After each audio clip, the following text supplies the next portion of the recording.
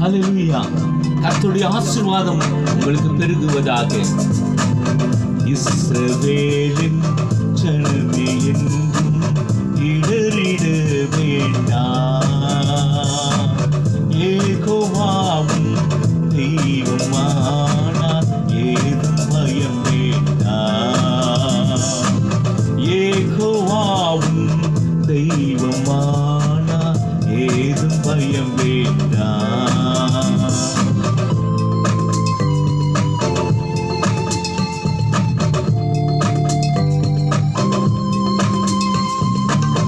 ஓங்கும் புயமும் பலத்த கரமும் உன் பக்கமே உண்டு. ஓங்கும் புயமும் பலத்த கரமும் உன் பக்கமே உண்டு. தாங்கும் கிருபை தயவு இரக்கும் தாராளமாய் உண்டு.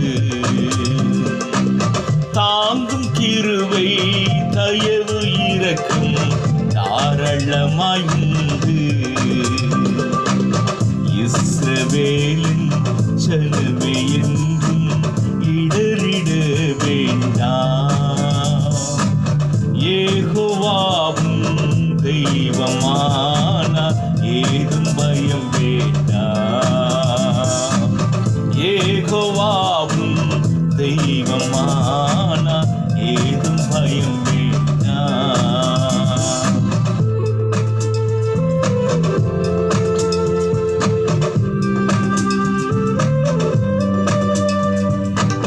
பயப்படாதே சிறு மந்தையே, நான் உன்மேய்ப்பன். பயப்படாதே சிறு மந்தையே, நான் உன்மேய்ப்பன். தயங்காதே மனம் கலங்காதே, உன் தேவன் தினம் காப்பே. தயங்காதே மனம் கலங்காதே, உன் தேவன் தினம் காப்பே. இஸ்ரவேலின் ஜனமே என்றும் இடறிட வேண்டாம். யெகோவாவும் தெய்வமானார், ஏதும் பயம் வேண்டாம். யெகோவாவும் தெய்வமானார், ஏதும் பயம் வேண்டாம். ஹல்லேலூயா, ஹல்லேலூயா. இந்த 2026 ஆண்டு மார்ச் மாதம் 1ஆம் தேதி கர்த்தர் உங்களோடு பேச சொன்ன வார்த்தை தோட்டக்காரன்.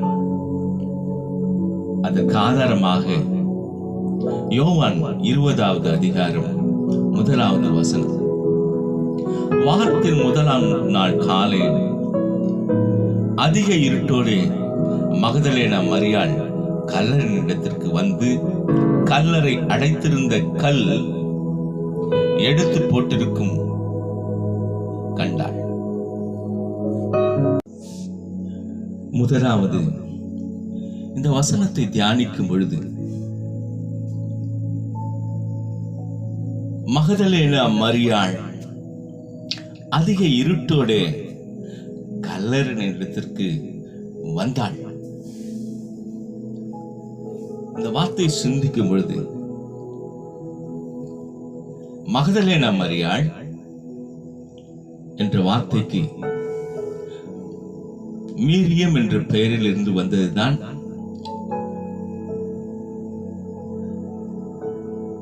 மரியாள். அது மகதல் என்ற ஊரில் சேர்ந்த அந்த மரியாள்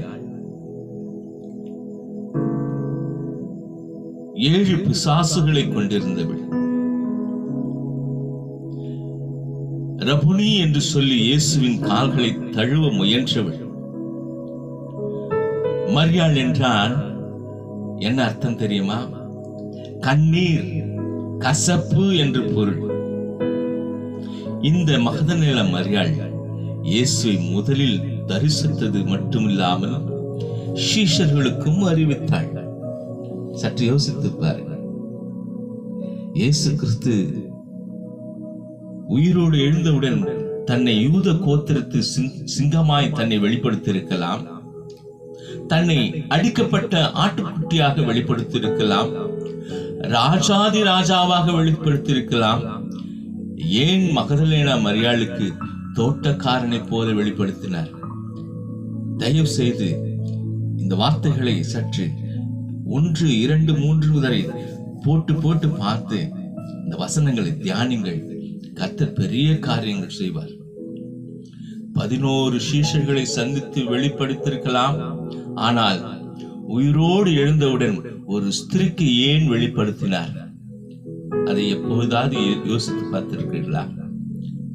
சீஷர்களுக்கு தான் வெளிப்படுத்தியிருக்க வேண்டும், ஒரு ஸ்திரீக்கு ஏன் வெளிப்படுத்த வேண்டும்?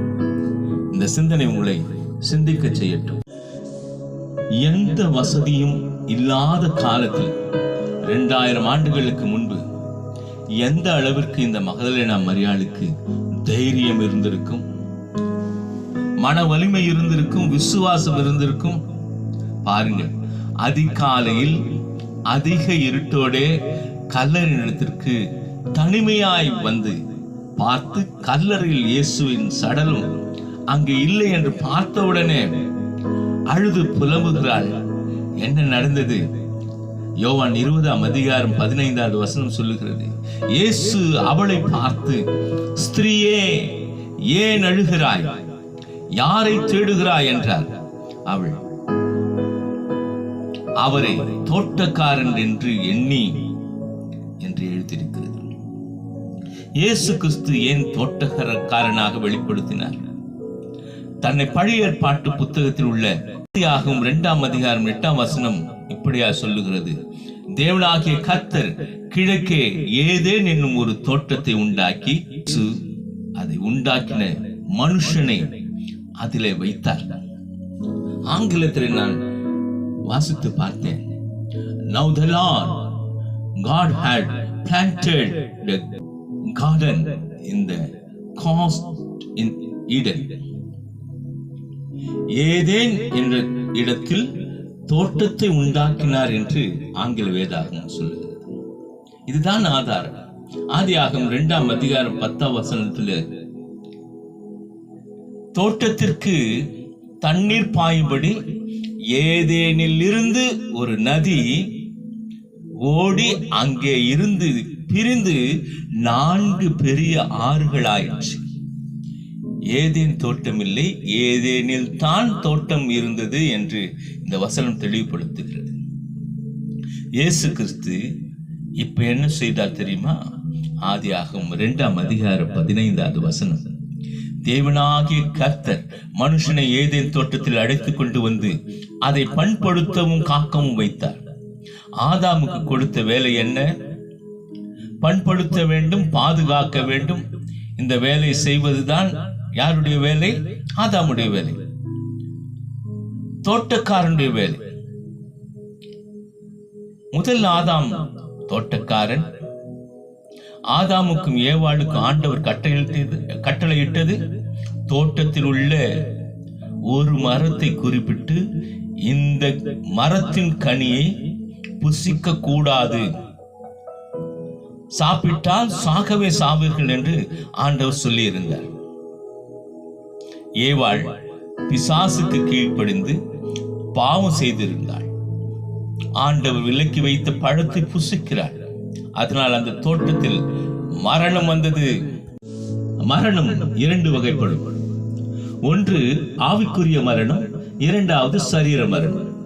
தோட்டத்திலிருந்து இருவரும் துரத்தப்பட்டார்கள். தேவ மகிமையை இழந்தார்கள்.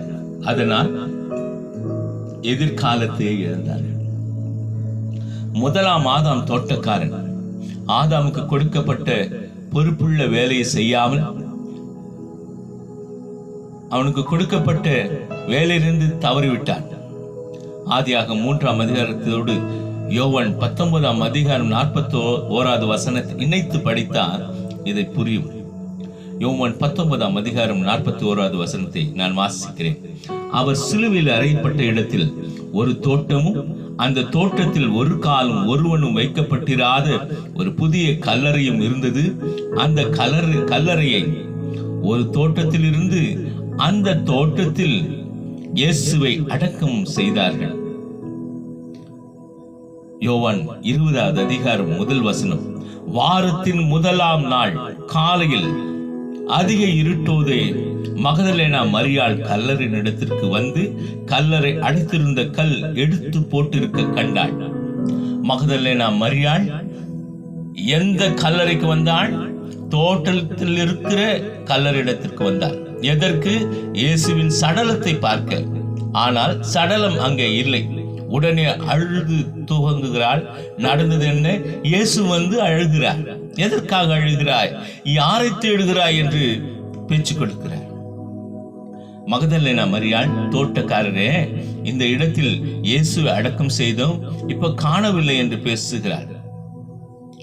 ஆதியாகமத்தில் உள்ள தோட்டக்காரன் தவறிவிட்டான். ஆனால் இங்கே இருக்கும் இயேசு தவறவிடவில்லை. அவர் பிதாவின் சுத்தத்தை நிறைவேற்றி விட்டார். ஆதியாகமத்தில் உள்ள தோட்டத்தில் மரணம் உண்டானது.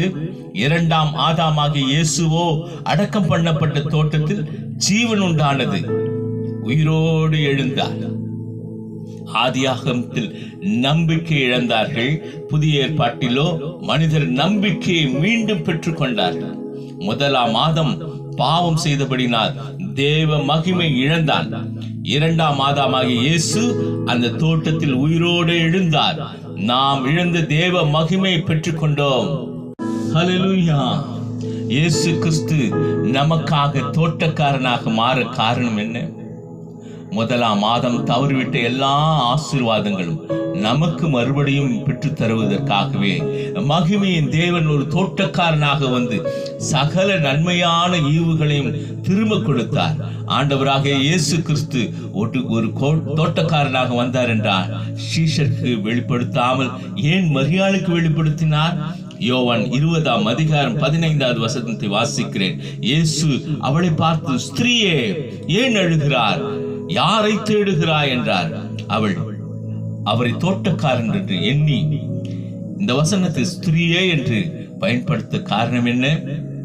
ஆதியாகமம் 3ஆம் அதிகாரம் 1வது வசனத்தில் சொல்லப்பட்டது போல தேவனாகிய கர்த்தர் உண்டாக்கின சகல காட்டு ஜீவன்களை பார்க்கிலும் சர்ப்பமானது தந்திரமுள்ளதாயிருந்தது. அது ஸ்திரீயை நோக்கி பிசாசு ஏவலெடுத்து பேசும்போது ஸ்திரீயே என்று பேசுவதை பார்க்கிறோம். ஆகவே தான் இயேசு மகதலேனா மரியாளை பார்த்து பெயர் சொல்லி அழைக்காமல் ஸ்திரீயே என்று அழைக்கிறார். முதலாவது ஸ்திரீ வஞ்சித்ததால் சாபமும் மரணமும் வந்தது. அதை முறியடித்து வெற்றி வாழ்வை கொடுக்கவே ஒரு ஆண் மகனை சந்திக்காமல், சீஷர்களை சந்திக்காமல் இந்த பெண்ணை சந்தித்து, எந்த பெண்களை 4000 ஆண்டுகளாய் குறை சொல்லிக் கொண்டு வந்தோமோ அந்த பெண்களை உயர்த்தி வைப்பதற்காகவே ஸ்திரீயே என்று அழைத்து மகதலேனா மரியாளுக்கு வெளிப்படுத்தினார். இந்த வார்த்தைகளை சிந்திப்போம் என்றால் இந்த உலகத்திலிருந்து எல்லாவற்றையும் தரவே மனுஷகுமாரன் இந்த உலகத்திற்கு இயேசு கிறிஸ்து இந்த பூமிக்கு வந்தார். யார் யார் அதிகாலை வேளையில இயேசுவை தேடுவார்களோ அவர்களுக்கு காட்சி அளிப்பார், ஆசீர்வாதத்தை தருவார். ஆமென். ஜெபிப்போம். நல்ல பிதாவே, இந்த நல்ல காலை வேளையில ஒரு தோட்டக்காரனாக என் இயேசு கிறிஸ்து வெளிப்பட்டதற்கு காரணம், இந்த பூமியிலே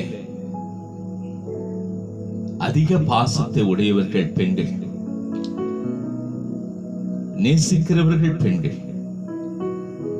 இன்றைக்கு அந்த ஸ்திரீயே என்று அழைத்து பெண்களுக்கு உண்டான எல்லா விதமான கலங்கங்களையும் அவர்களுடைய மனவேதனைகளையும் மாற்றி புதியதொரு வாழ்க்கையை கொடுத்து இந்த பூமியிலே வாழத்தக்கதான கிருபைகளையும் ஆசீர்வாதத்தையும் கொடுப்பதற்காய் நன்றி.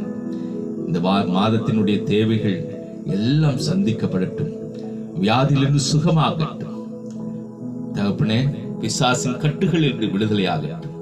இயேசு கிறிஸ்துவின் நாமத்தில் ஒவ்வொருவரையும் ஆசீர்வதிக்கிறேன். ஜீவனுள்ள நல்ல பிதாவே, ஆமென்.